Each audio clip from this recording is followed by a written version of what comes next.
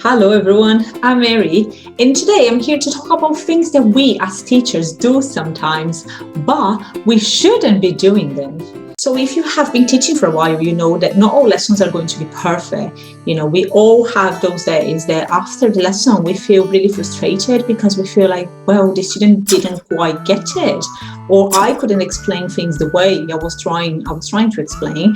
The results were not the ones I was expecting, or I was having a very bad day. My student was having a very bad day.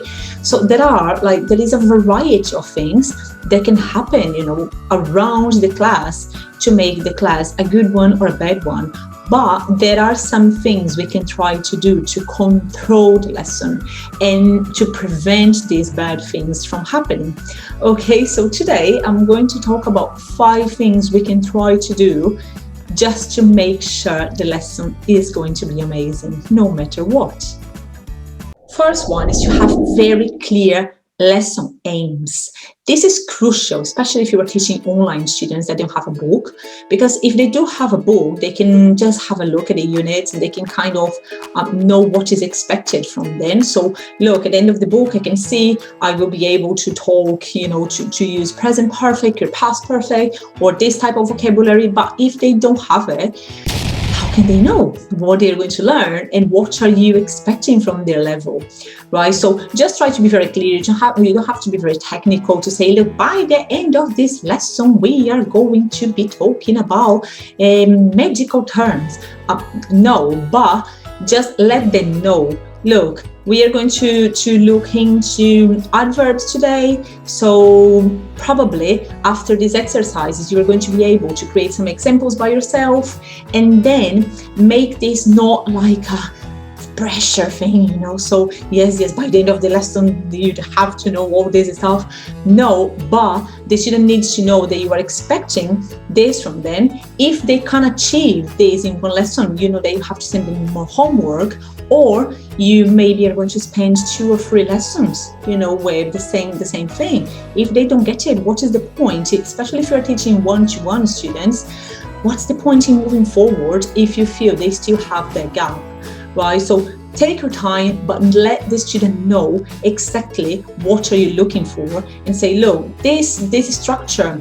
If they are taking an exam, for example, they love to know, for example, this structure here, this is at a B1 or low intermediate level. And if you manage to learn this one, this is going to level up, to take you to another level. So they really like to know that, and they can measure the knowledge, and you feel that you are achieving something.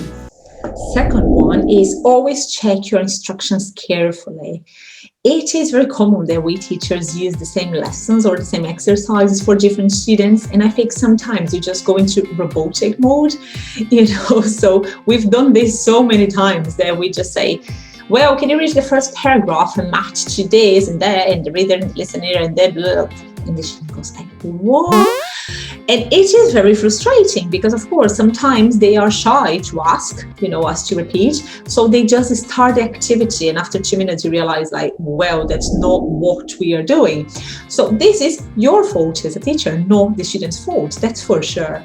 So try to mind the speed of your speech. Okay, so if you're talking way too fast, or if the vocabulary you are using is appropriate, or if you are using words to explain an activity that they've never heard, you have also to take into consideration, of course, the level, or if the student, maybe he's very good at grammar, but his listening skills are not very good, so maybe you have to slow down and explain another way.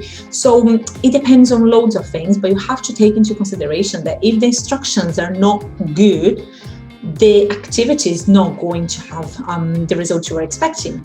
Third point is use the right scaffolding techniques. So no, I'm not talking about construction. So for the ones that don't know, scaffolding in language means guide the student through like a process for them to learn a new topic, or maybe a grammar point that you are trying to explain. So you are not going to say, for example, have you heard of past simple? And the student, no, never. And you go, okay, but just have a look at the exercise and try to do it.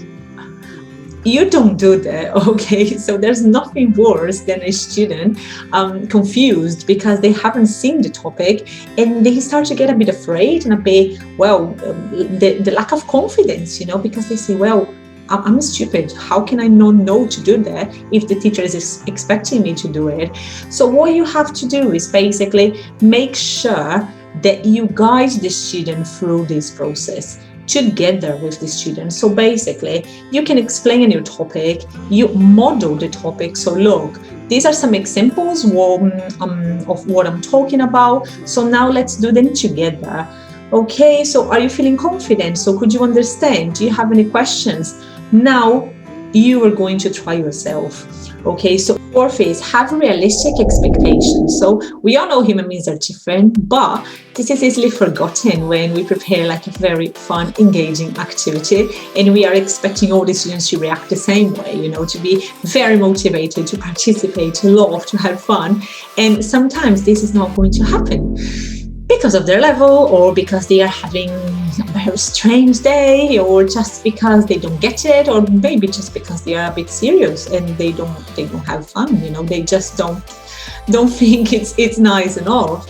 So if you have these very high expectations, you are going to get frustrated, and the student is going to get frustrated. So in language learning, there's something called the affective filter, and this is when the student blocks himself because of negative feelings. So for example, let's say you were expecting the student to be laughing or to have a very high performance in one activity, and the student couldn't do it. So this frustration might lead to the student's frustration, and maybe they are going to start feeling shy, or maybe they are not going to be willing to participate that much just because they don't feel the confidence, or they feel these negative things, or they feel people are going to laugh at them, or this kind of stuff.